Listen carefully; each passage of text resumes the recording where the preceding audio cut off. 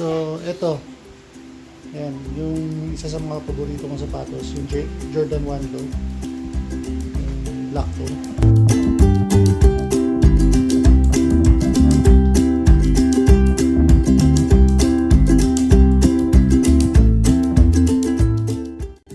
Ito, ano naman, shoe care tip.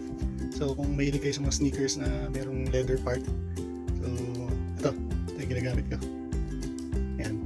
Maliban dito, yung Sun Protect, pero same manufacturer, si MDX din. So, ayun, pakita ko sa inyo kung paano gamitin. So, ito, ayan, yung isa sa mga paborito kong sapatos, yung Jordan 1 Low, yung black toe. Ayan, leather median, yung leather itong ano niya. Ayan, nakikita niyo yung traces naman, di ba? Ayan. Yung black part, gamusa. So, itong white part, tas yung red part, yun yung mga leather part.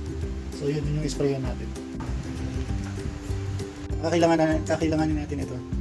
Tapos yung black brush. So, sprayan natin. Shake muna natin. Ayan.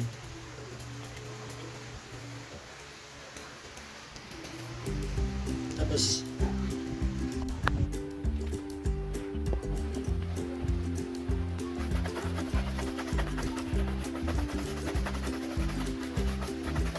so ayan, makikita mo basa pa siya, no? So, ang gagawin lang naman nung in-spray natin, iiwasan niya yung creases na mag-crack kasi sakit ng Jordan 1 Low black ko yung cracks. So, yan, creases lang siya pero wala pa naman siyang crack so far. So, makikita mo naman na yung creases dahil sa usage niya, no? So, yung sunod naman natin yung sprayan, pagkatapos nyo palang brushin, patuyuin nyo lang, pahangin nyo lang.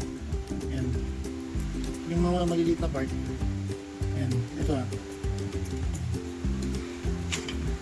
So ito din yung nire-recommend ko doon sa mga kasamahan ko na mahilig din sa Jordan shoes na may leather. Ayan. So maliban dito, meron pa siyang talagang pang leather. Pwede sa leather na bag, sa leather na shoes. Yun talaga nakalagay.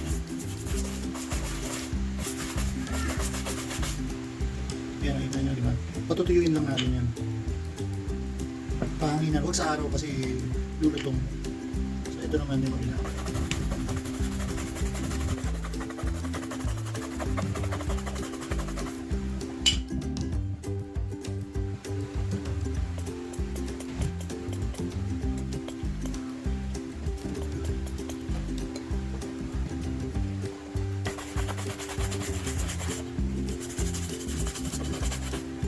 So na-discover ko ito nung seat cover ako ng leather seat cover sa sasakyan.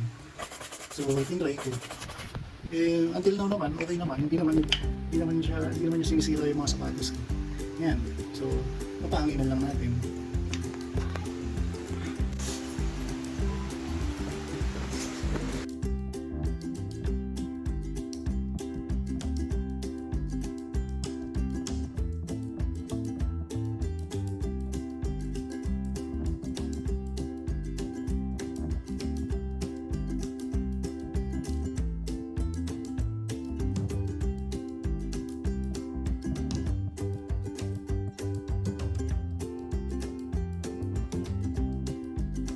Ayun, so sana nakatulong yung aking tip sa pag-alaga ng mga sapatos na inyong paborito. So ayun, sa mga collection nyo. Ginagamit ko na yun, mag-iisang taon na rin. Yung sunod ko naman na susubukan is yung for rubber naman. Yung i-spray natin sa sole ng sapatos. Yun yung ginagamit kong panlinis. Tapos meron din akong ginagamit pagka yung sa loob naman, may mga anti-bac din siya. Yung para hindi mamaho yung loob saka hindi amagin. Yun, isunod natin yun na i-vlog. So ngayon, maraming salamat. Don't forget to subscribe.